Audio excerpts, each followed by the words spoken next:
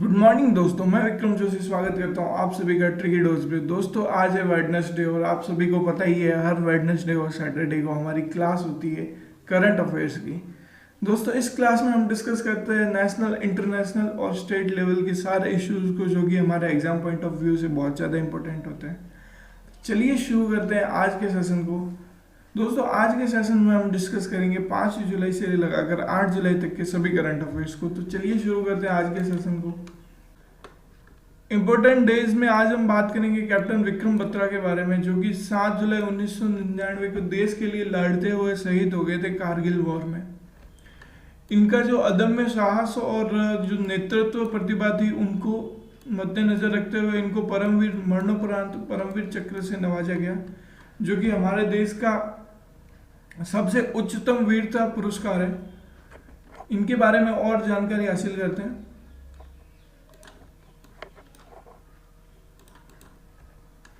दोस्तों वैसे तो इनकी कहानी हर हिंदुस्तानी के जुबानी पर थी और रहेगी, लेकिन हम इनके बारे में और कुछ चीज़ें जान लेते हैं। जैसे कि 9 सितंबर 1974 को इनका जन्म हुआ। इनको हांगकांग के मर्चेंट नेवी में एक अच्छी खासी नौकरी मिल रही थी, लेकिन इन्होंने भारतीय सेना को चुना और फिर उन्होंने 20 जून 1999 को सुबह 3:30 बजे जो श्रीनगर लेह मार्ग पर जो हमारी सबसे महत्वपूर्ण चोटी है 1540 उस पर विजय की और वहां से उन्होंने रेडियो के जरिए विजय उद्घोष किया, दिल मांगे मोर, जो कि पूरे देश में लोकप्रिय हो गया था। और उसके बाद में उन्होंने 4875 चोटी पर चढ़ाई करने की ठानी और उसको विजय करने के इरादे से वहां पर गए और वहां उनके जूनियर लेफ्टिनेंट नवीन को बचाते हुए दुश्मनों ने इनके सीने पर गोलियां दाग दी और वहीं उनका निधन हो गया। लेकिन दोस्तों इन्होंने अंत तक अपने आखिरी सांस तक लड़ाई की और इसी अदम्य वीरता और पराक्रम को देखते हुए कमांडिंग ऑफिसर इनके जो लेफ्टिनेंट कर्नल वाई.के. जोशी थे, इन्होंने इनको शेरशाह उपनाम से नवाजा और इनको मरणोपरांत परमवीर चक्र से भी नवाजा गया, जो कि हमारे हिंदुस्तान का सबसे उच्चतम वीरता पुरस्कार है। तो दोस्तों ऐसे थे ये वीर। बढ़ते हैं हमारी न्यूज की तरफ आगे।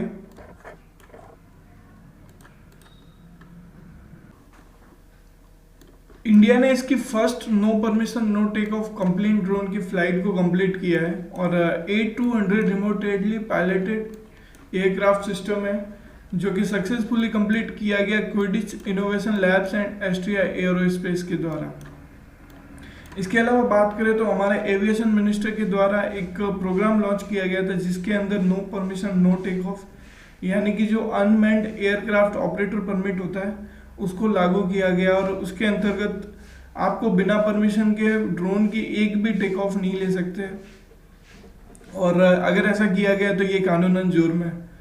और हर ड्रोन को एक UAN दिया जाएगा, यूनिक आइडेंटिफिकेशन नंबर, जो कि हर ड्रोन के लिए रिक्वायर रहेगा और हर फ्लाइट से पहले आपको no permission no take off की परमिशन लेनी पड़ेगी और जो कि अनमैन्ड एयरक्राफ्ट ऑपरेटर परमिट है।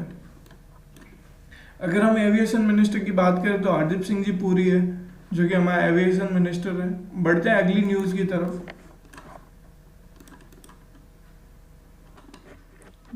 इंडियन रेलवेज ने वेल के साथ में यानी भारत हैवी इलेक्ट्रिकल लिमिटेड के साथ में एक टाई अप किया है और 1.7 मेगावाट का सोलर पावर प्लांट लगाने की बात हुई है बिना मध्य प्रदेश में। इस सोलर पावर प्लांट के बाद में बिना ट्रांजैक्शन स्टेशन अब बनाया जाएगा और ये 25 लाख यूनिट्स एनर्जी प्रोवाइड करवाएगा एनुअली, जो कि 1.37 करोड़ रुपए बचाएगा इंडियन रेलवेज के। बात करें एक बार चेयरमैन और MD बेल के तो नलिन सिंगल जी है और बेल के फॉर्मेशन की बात करें तो 1964 में फॉर्मेशन हुआ और हेडक्वार्टर की बात करें तो न्यू दिल्ली इंडिया में। यूनियन मिनिस्टर ऑफ रेलवेज की बात करें तो पीयूष गोयल जी है।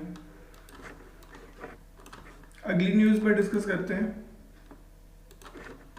अगली न्यूज की बात करें तो कर्नाटका गवर्नमेंट के द्वारा लॉन्च किया गया है नेकरा सम्मान योजना।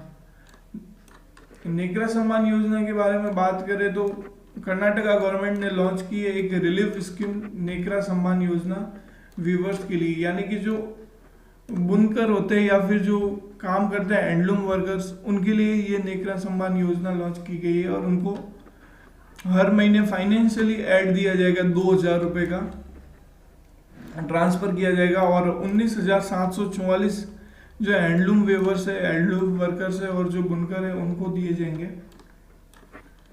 और अगर हम बात करें चीफ मिनिस्टर कर्नाटका के तो BS येदियुरप्पा जी और गवर्नर की बात करें तो विजयभाई वाला जी हैं। बढ़ते हैं अगली न्यूज की तरफ।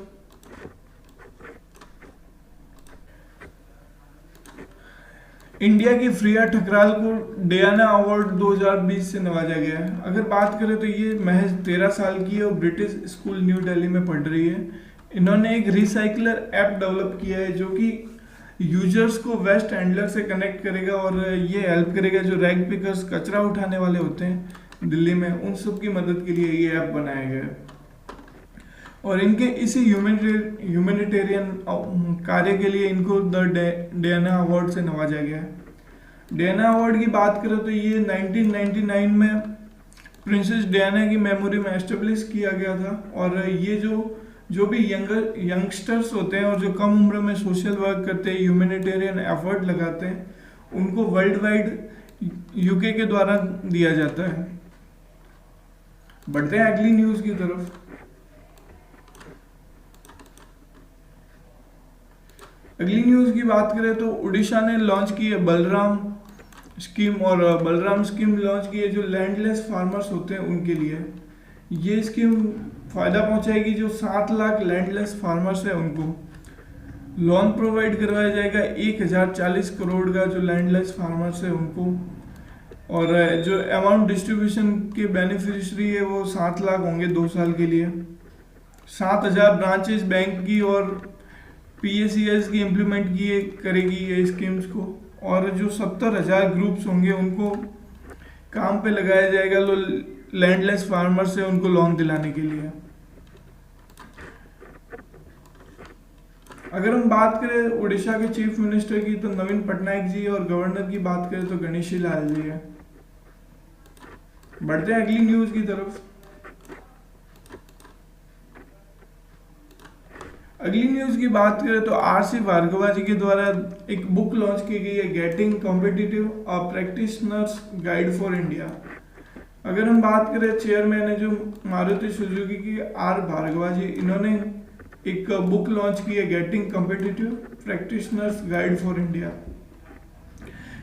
ये बुक इन्होंने इनके एक्सपीरियंस और जो पॉलिसी मेकर और लीडिंग इंडस्ट्रियलिस्ट के बतौर इनको जो एक्सपीरियंस मिला है उनको शेयर करने के लिए ये बुक लॉन्च की है। और जो मैनेजिंग डायरेक्टर और CEO है मारुति सुजुकी के वो है केनिची आयुकावा और मारुति सुजुकी का हेडक्वार्टर न्यू दिल्ली में है।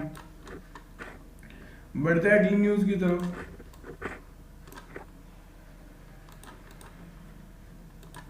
एक और बुक लॉन्च की गई है जो RBI के फॉर्मर गवर्नर थे उर्जित पटेल उनके द्वारा, overdraft saving the Indian saver.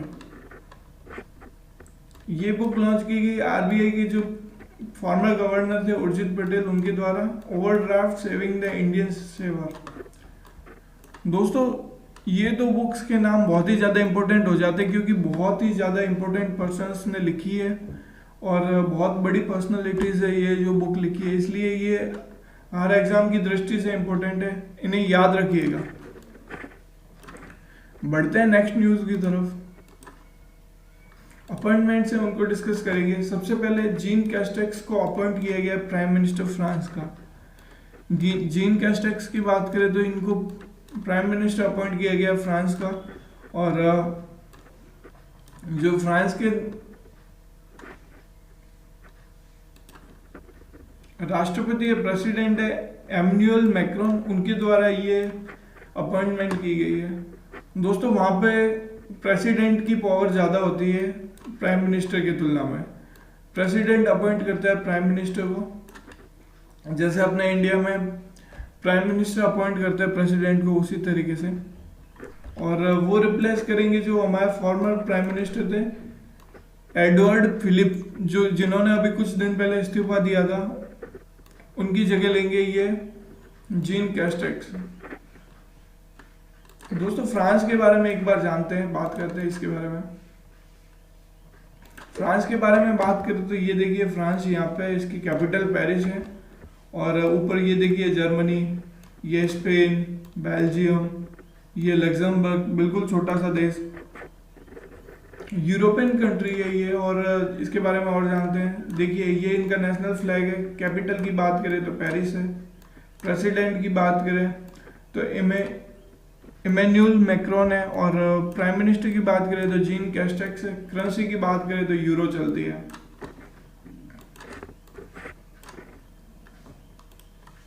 अगली न्यूज की बात करते हैं। इंजेति श्रीनिवास है, उनको अपॉइंट किया गया IFSCA का चेयरमैन। दोस्तों 1983 बैच के IAS ऑफिसर है इंजेति श्रीनिवास, इनको अपॉइंट किया गया first chairman international financial service centre authority का, IFSCA का, 3 साल के लिए। IFSCA की बात करें तो ये अभी रिसेंटली एस्टेब्लिश किया गया फाइनेंस मिनिस्ट्री के द्वारा 27 अप्रैल को, जो कि एक यूनिफाइड अथॉरिटी होगी सारी फाइनेंशियल सर्विसेज को रेगुलेट करने के लिए। इंटरनेशनल फाइनेंशियल सर्विस सेंटर्स जो भी हमारे इस कंट्रीज में उन सबको रेगुलेट करेगी। हेडक्वार्टर की बात करें IFSCA की तो गांधीनगर गुजरात में। ये भी बहुत ज़्यादा इंपॉर्टेंट न्यूज़ हो जाती है, क्योंकि पहली बार कोई ऐसा सेंटर बना है, ऐसी अथॉरिटी बनी है जो कि दिल्ली में सेंटर ना होके गुजरात में गांधीनगर, तो याद रखिएगा इसको। बढ़ते नेक्स्ट न्यूज़ की तरफ। गवर्नमेंट ऑफ इंडिया ने एक्सटेंड किया है टेन्योर सुखबीर सिंह संधू जी का, जो कि NHAI के चेयरमैन है। दोस्तों सुखबीर सिंह संधू की बात करें तो इनको एक्सटेंशन मिला है चेयरमैन के रूप में, जो national highway authority of India के रूप में। इनका अपॉइंटमेंट किया गया था अपॉइंटमेंट कमेटी ऑफ कैबिनेट के द्वारा, और इनका टेन्योर एक्सटेंड किया गया 6 महीने के लिए, यानी कि ये 21 जुलाई से 21 जनवरी 2021 तक काम करेंगे। बढ़ते हैं नेक्स्ट न्यूज की तरफ। दोस्तों क्विक न्यूज है, उनको डिस्कस करेंगे। सबसे पहले बात करेंगे हरियाणा कैबिनेट ने अप्रूव कर दिया एक प्रपोजल जो कि ऑर्डिनेंस लाएगा, और 75% जो जॉब होगी प्राइवेट सेक्टर में वो भी स्टेट के यूथ को ही प्रोवाइड करवाई जाएगी, अनलेस कोई स्पेशल केस हो जिनमें यहाँ पे जॉब मतलब यहाँ पे जो टैलेंट है वो नहीं मिल रहा हो, तो वो आप ला सकते हैं बाहर से। नहीं तो आपको 75% जॉब्स यहीं पे जो हरियाणा के लोकल यूथ है उनको देनी पड़ेगी।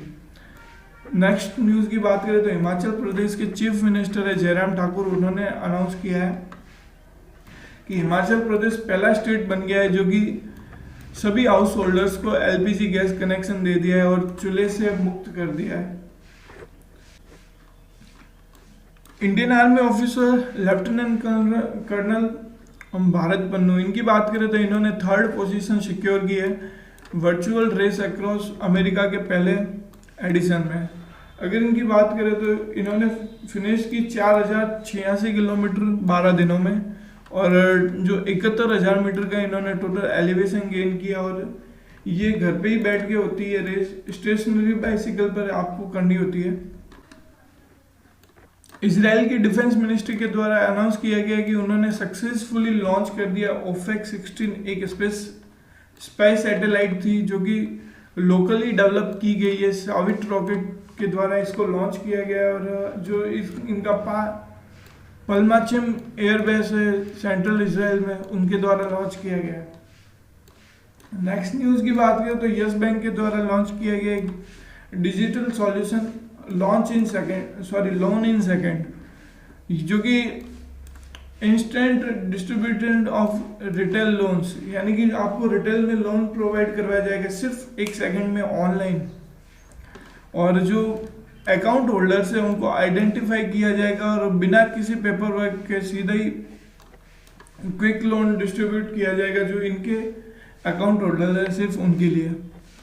नेक्स्ट बात करें तो ऑल इंडिया रेडियो की न्यूज़ है, इन्होंने एक संस्कृत सप्ताहिकी करके एक प्रोग्राम लॉन्च किया है जो कि न्यूज़ मैगजीन के काम करेगी और न्यूज़ टेलर होगी संस्कृत के वर्ल्ड से। संस्कृत के वर्ल्ड से ये सारी न्यूज़ बताई जाएगी इस प्रोग्राम में। अगर हम बात करें director general of all India radio की, तो ईरा जोशी जी हैं। बढ़ते हैं नेक्स्ट न्यूज की तरफ।